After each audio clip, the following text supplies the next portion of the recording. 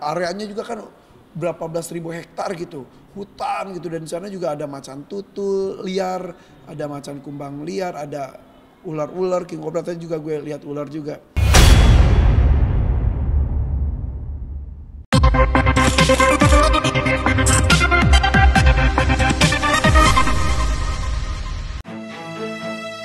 Beberapa waktu lalu, Raffi Ahmad dan Irfan Hakim berkesempatan mengunjungi Nusa Kambangan. Selain Raffi Ahmad memang sedang bertugas sebagai staf sus presiden, ditemani Irfan Hakim. Raffi Ahmad dengan menggunakan helikopter melalui Halim Perdana Kusuma, rombongan pun berangkat menuju Nusa Kambangan. Inilah perjalanan Raffi Ahmad dengan menggunakan helikopter sampai di Nusa Kambangan. Raffi Ahmad nampak mengunjungi beberapa tempat para warga binaan melakukan aktivitas seperti beberapa keterampilan. Warganet pun berharap agar Raffi Ahmad dapat bertemu dengan Amarzoni sebagai bentuk kepeduliannya sesama pekerja seni. Namun, hal untuk dapat bertemu dengan Amarzoni, Raffi Ahmad dan Irfan Hakim tidak mendapatkan izin mengingat Nusa Kambangan memang super ketat dan super birokrasi. Nusa Kambangan penjara super ketat dengan pengamanan super maksimum, di sanalah Amarzoni dipindahkan terkait narkotika. Sebuah pulau yang dikelilingi lautan serta hutan yang sangat lebat membuat Nusa Kambangan sebagai penjara bagi orang-orang terpidana. Merasakan kesunyian dan terputus dari dunia luar. Bagaimana tidak? Untuk mencapai Nusa Kambangan, kita harus menempuh jalur laut dan hutan yang dimana hutan alam tersebut masih banyak dihuni oleh macan tutul, ular dan hewan buas lainnya. Hampir dibilang mustahil bila ada tahanan yang dapat dengan mudah untuk kabur.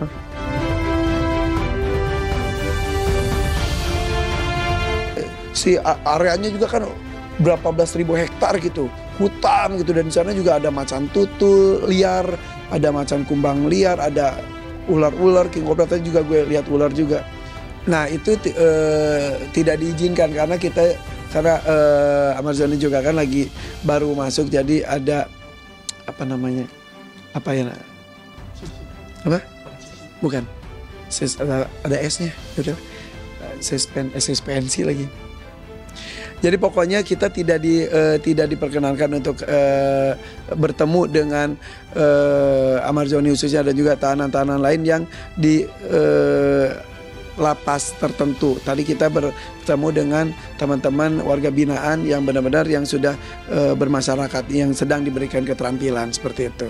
Sejujurnya saya dan Raffi ke sana pun tujuannya adalah untuk memenuhi undangan kementerian sih, dan juga mensupport, apalagi kalau saya tuh kalau ada hubungannya dengan ternak, ada binatang, gue tuh semangat banget. Jadi tidak hubungannya dengan Amarzoni sih sebetulnya. Tapi jika ada kesempatan itu kan sesama pekerja seni ada keinginan untuk pengen ketemu, memberikan supaya dia merasa oh iya masih ada teman dan lain sebagainya. Tapi ya bukan itu tujuannya sih. Tapi mudah-mudahan dengan kedatangan saya di sana tidak hanya Amarzoni tapi juga pada para warga binaan juga merasakan bahwa mereka tidak sendiri, mereka juga tetap dibina untuk menjadi warga yang lebih baik lagi.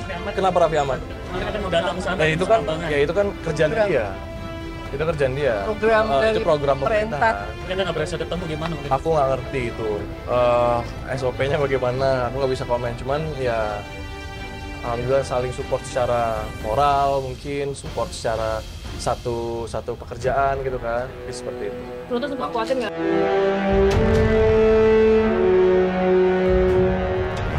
Raffi Ahmad gagal bertemu dengan Amarzoni di Nusa Kambangan. Di satu sisi terpidanaan Amarzoni melalui eksepsi bersuara dengan apa yang dialami di Nusa Kambangan saat sidang berlangsung. Didampingi oleh kuasa hukum John Matias, namun di balik canda tawa serta doa yang diucapkan antara Camelia dan Aditya Zoni, sebenarnya mereka pun masih dalam kemelut cobaan yang terlintas di benak mereka. Bagaimana tidak? Amarzoni sang kakak menjelaskan bahwa kondisinya menurun selama di Nusa Kambangan, stres, depresi, untuk bergerak saja susah karena kamar yang sangat kecil dengan ruangan gerak yang terbatas membuat Amarzoni merasakan kaki kebas. Akankah eksepsi yang diajukan Amarzoni melalui kuasa hukumnya bisa diterima dan Amarzoni dapat dihadirkan di dalam persidangan langsung guna dapat mengutarakan kebenaran yang sesungguhnya, apa yang sebenarnya terjadi? Melalui sidang online, Amar Zoni mengutarakan keluh kesahnya di mana Amar merasa dikriminalisasi dengan dia dibawa ke Nusa Kambangan. Bang Amar tuh kayak udah mulai kebas kakinya atau apa karena dia bilang susah gerak kan, mungkin nggak ngerti apa selnya atau apa, aku kurang ngerti. Cuma kalau psikis pasti terganggu kan. Hakim juga jaksa juga sama PH-nya kan minta Bang Amar tuh dipindahkan ke sini sementara. Nanti kalaupun emang dinyatakan Bang Amar bersalah untuk dikirim ke sana lagi, sebenarnya kita juga nggak kenapa-napa, walaupun menurut kita juga nggak pantas gitu loh ya, kayak bener-bener bandar besar aja gitu. Tapi ini kan yang punya wewenang balik lagi ke Pak Dirjen sama ke Pak Menteri. Jadi akhirnya mereka memutuskan untuk mungkin hakimnya yang nanti bersurat gitu, dan sampai sekarang kita belum dapat kabar gitu nanti dia akan dipindahkan atau enggak, kita belum dapat kabar gitu. Tapi cukup prihatin juga di dokumennya. Iya makanya cukup prihatin banget, apalagi pas kemarin dengar kabarnya kalau Bang Amar kurang baik kan kesehatannya gitu. Ya udah cuma bisa dalam doa aja nyebutnya. Mau gimana lagi, aku nggak bisa berbuat apa-apa juga kan. Kalau masalah bertahan kan gini loh, nggak ada masalah yang nggak ada jalan keluarnya gitu kan. Cuman mungkin sementara ya ujian aku dan Amar kayak gini dulu gitu kan. Nanti pasti Allah kasih jalan kok kalau emang niat kita baik. Bang Amar juga emang kalau ngerasa dia benar gitu kan. Iya? Yang mulia. Maaf saya harus berbicara. Iya, silakan. Ini kan memang sidang eksepsi yang mulia. Iya. Namun bagaimana kita mau bisa melaksanakan sidang eksepsi ini kalau untuk komunikasi kami bersama PH saja itu sangat dibatasi sekali. Lalu kedua juga kami tidak dapat kertas dan pena untuk menulis eksepsi pribadi dari kami masing-masing gitu. Jadi sebenarnya saya rasa ini tidak ada yang bisa harus disampaikan tentang eksepsi ini gitu ya. Jadi kami sekali lagi masih tetap berharap untuk bisa dihadirkan offline selama persidangan yang mulia. Ini yang bukan ini saya keluar dari semua terdakwa di sini gitu loh. Karena sampai saat ini sangat susah sekali untuk berhubungan, baik yang mulia sudah memberikan kuasa hukum kepada Andi dan yang lain, teman-teman yang lain, namun sampai sekarang juga yang belum bisa dihubungi yang mulia kan tidak bisa berhubungan, jadi apa gitu. Sekarang kalau kita bisa offline, mungkin kita akan lebih dekat jaraknya untuk bisa berhubungan, berkomunikasi. Karena yang paling penting itu kan saat ini komunikasi yang mulia. Izin saya berdoa sekali lagi untuk bisa di-offline-kan eksepsi ini. Oke, gitu ya, terdakwa permohonan terdakwa. Kami juga majelis ini kebetulan sebelumnya saya sampaikan ya, Hakim Anggota Ibu Dr. Hidra Satriani, Hakim Anggota 2 sedang diklat ya. Jadi hari ini ada penetapan pergantian majelis menuju Umi ya. Jadi Ibu Hidra itu baru minggu depan beliau masuk. Jadi nanti kami musyawarahkan lagi dengan majelis aslinya. Kami tidak menutup kemungkinan kalau untuk sidang offline, gitu ya. Tapi untuk hari ini, maksudnya gini, ini kan eksepsi, saudara bisa menyampaikan apa yang saudara ingin tulis itu melalui penasihat hukum saudara, karena saudara juga punya penasihat hukum.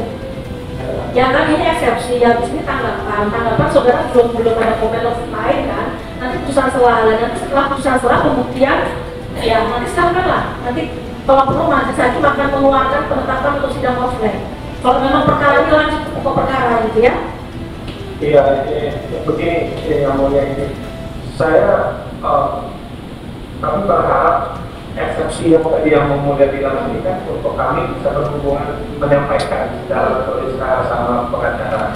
Dan sekarang sementara kami untuk ketemu sama pengacara atau berbicara sama pengacara ini baru kali ini, kan gitu.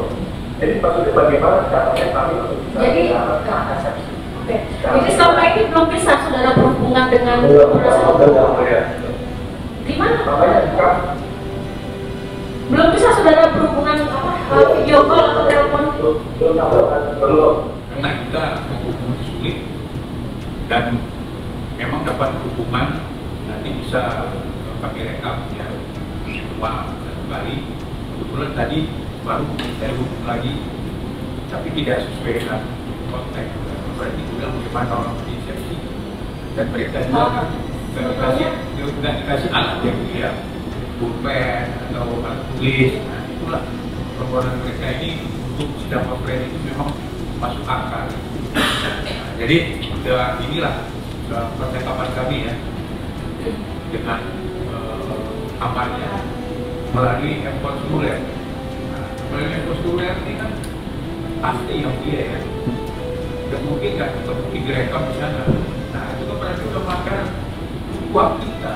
Mereka kan harus memberikan keterangan itu kan dengan pengacaranya kan bebas, rahasia, dan tidak boleh dengan orang. Nah ini harus seluler. Nah ini harus dia pertimbangan dia karena ini akan jadi apa ya, tontonan masyarakat. Takut saya keputusan yang mulia nanti keluar masyarakat menjadi apa? Sidang ini harus ditutup-tutupin. Nah, kenapa mereka tidak boleh online padahal mereka kan untuk membantu peradilan ini yang memang terang benderang dan bisa dipertanggungjawabkan oleh yang mulia atau Allah. Iya. Yang mulia begini yang mulia. Dari semua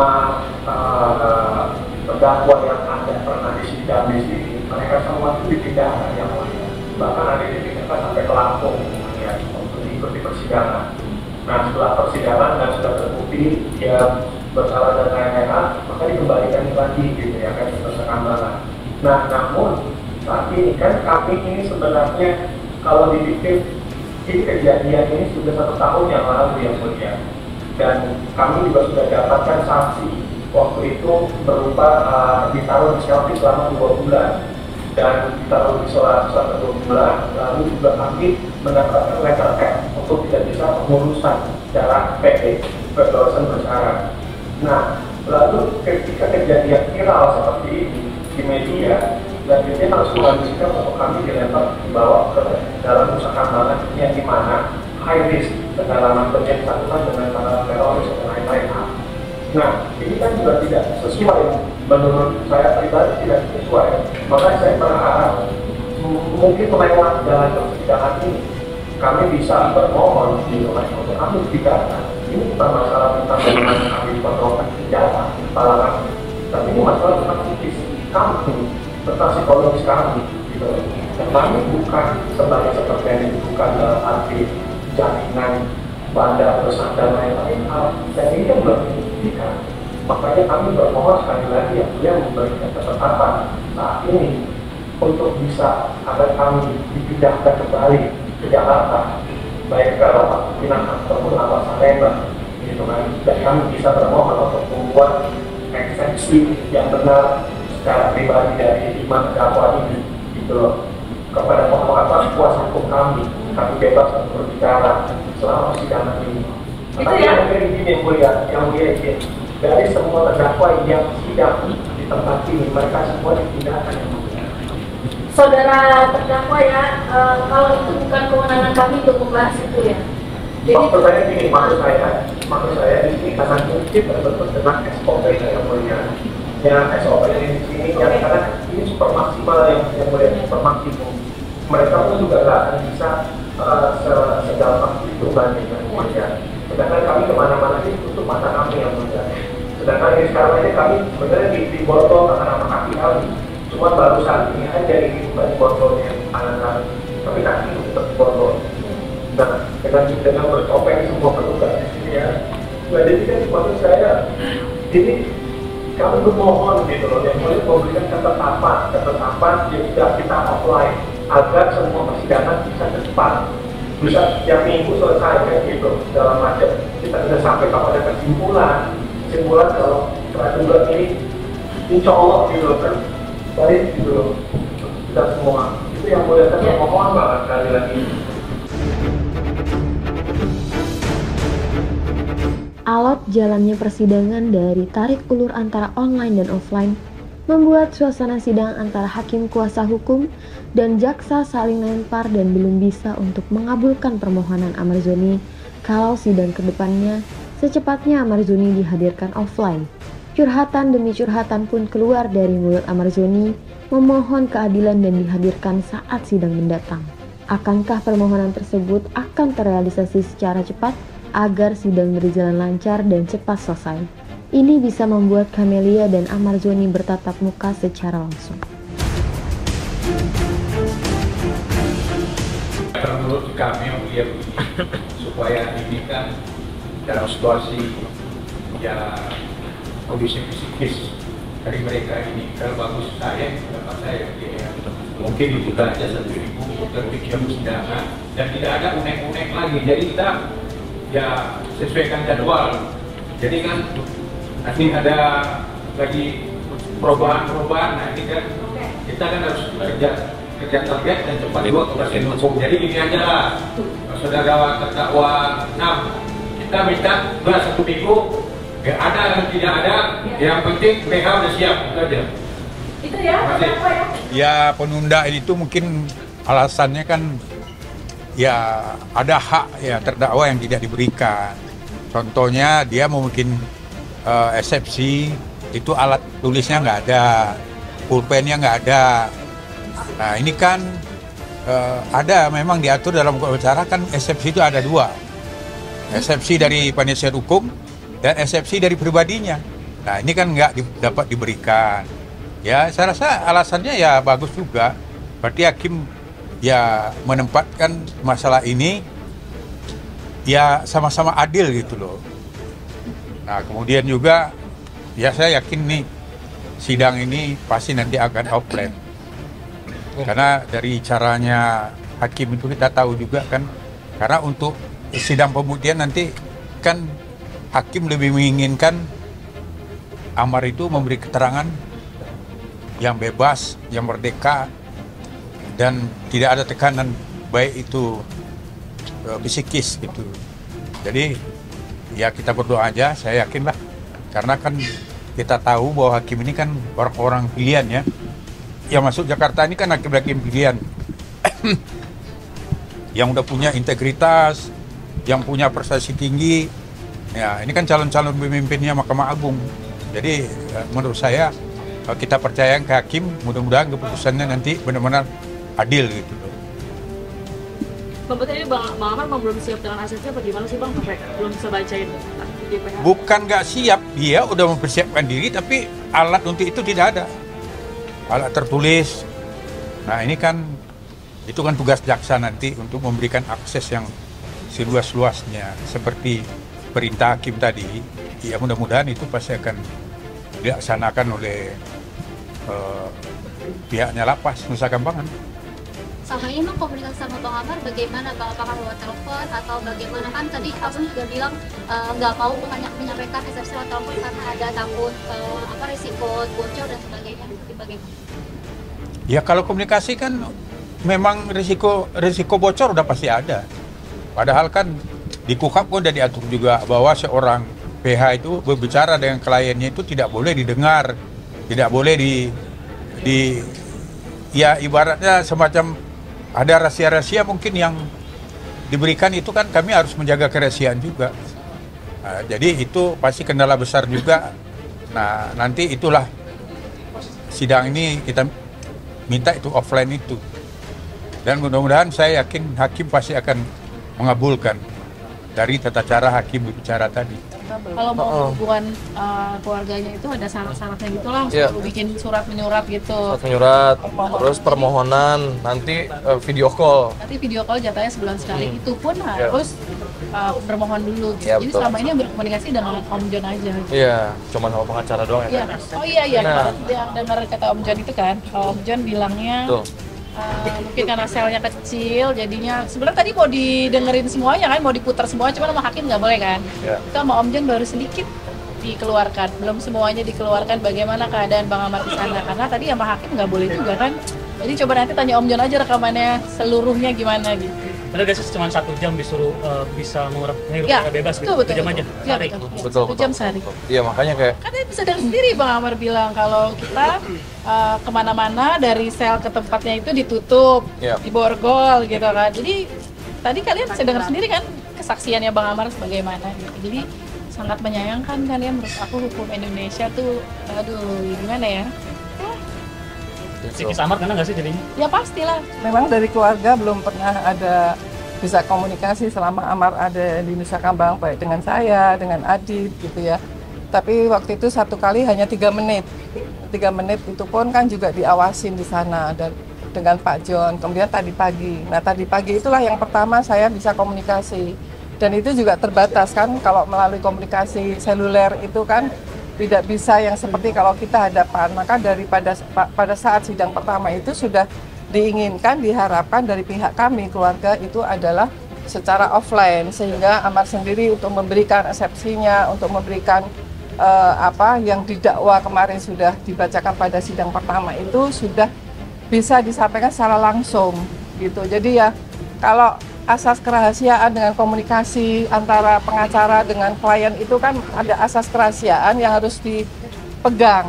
Itu kan nggak bisa semua harus tahu kan gitu. Nah ini yang jadi kendala. Kemudian informasinya keterbatasan gerak selama ada di Nusa Kambangan ini itu kan juga akan berdampak kepada kesehatan yang dia sudah mulai mengeluhkan dirinya dengan kaki kebas karena untuk keluar itu kan hanya 1 jam dan itu pun ditutup matanya dan sebagainya.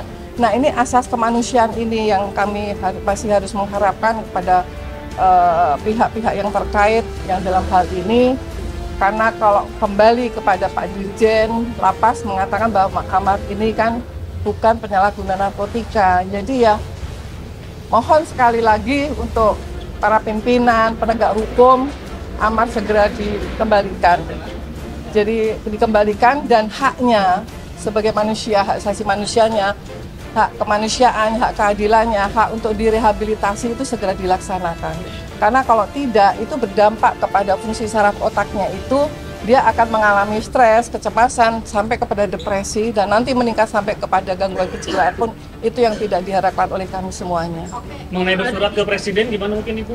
Ya, kami sudah ya istilahnya berupaya untuk hal ini kan, dari pihak keluarga saya dengan Adit sudah berupaya untuk mohonlah keadilan, mohonlah kemanusiaannya.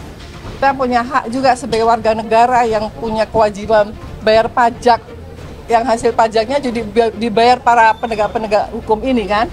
Nah bersuratlah kepada ya Presiden supaya mendapatkan keadilan dan hak asasi kemanusiaan itu yang tidak memilah-milah gitu, untuk diberikan perlindungan secara hukumnya, juga ya haknya untuk hidup, karena banyak kok yang tadinya menyalahguna narkotika kemudian bisa berproduktif, bisa berkarya, dan bisa direhabilitasi, bisa dikonseling, kemudian bisa berkarya kembali, itu banyak. Dan berharap Amar akan ke sana. Sebelum kemudian nanti kalau misalnya ada tekanan, itu kan akan berdampak kepada kesehatan dan fungsi sarafnya sampai kepada tingkat yang lebih tinggi dalam gangguan kejiwaan. Ya pastilah kangen banget ya, karena kan baru pertama kali ini ya, terakhir waktu sama saya kita. Iya. Jadi di bulan Agustus ya terakhir kita ya. Iya terakhir Agustus. Sama Panji. Pas ngeliat lagi waktu itu. mau mengajukan remisi. Iya. Gitu. Berubah ya, agak berubah terus. Iya. Tapi alhamdulillahnya sehat sih, ya sehat-sehat. Itu sih yang paling penting. Gitu. Ya lah pastilah. Yang penting intinya cuma bisa berdoa doang lah sehat. Soalnya karena kondisi terakhir kan dia sakit kan. Cuma kita melakukan yang mau jadi itu lebih menyedihkan sebenarnya dibanding yang tersebar sama kalian gitu. Nah, tadi mau diputarin kan sama hakim nggak boleh kan, karena pertama aku pembelaan. Jadi ya udah, jadi makanya coba bisa berdoa biar dia tetap semangat, sehat, ya udah gitu aja kali. Itu sebagai arti kamu pernah dengar secara Amar seperti keras tulisannya atas intimidasi. Nah itu gimana tanggapan sebagai adik? Saya pengen samberin langsung. Kalau ini boleh ke sana berangkat kita ya. Bisa, cuma kan aku taunya. Kunjungin pasti Adit udah ngajakin aku, ayo Kak kunjungan, nggak bisa gitu. Kita menghormati dengan SOP yang ada gitu, mengikuti juga alur-alur hukumnya yang ada. Jadi tidak seorang-orang tidak suka sendiri. Ya jangan inilah ya, jangan memilah-milih lah ya gitu. Sih cuma minta di Indonesia ini hukumnya jangan memilah-milih. Kemarin datang. Yang pertama datang soalnya kemarin itu tiket pesawat. Iya Mbak, insya Allah Mbak, aku kalau misalkan disuruh temenin sana aku mau, gitu loh, nggak masalah gitu. Jadi ya seorang adik gimana ya rasanya, apalagi banyak berita-berita yang Bang Amar kakinya kram, terus diborgol tangannya, aduh. Ya perasaan seorang adik seperti apalah ya, begitu lah. Gitu. Mau minum aja ditutup matanya. Mau minum aja ditutup matanya gitu kan. Jadi ya emang harus, ya seorang adik pasti kalau misalkan nanya perasaannya gimana, sakit banget pasti gitu loh.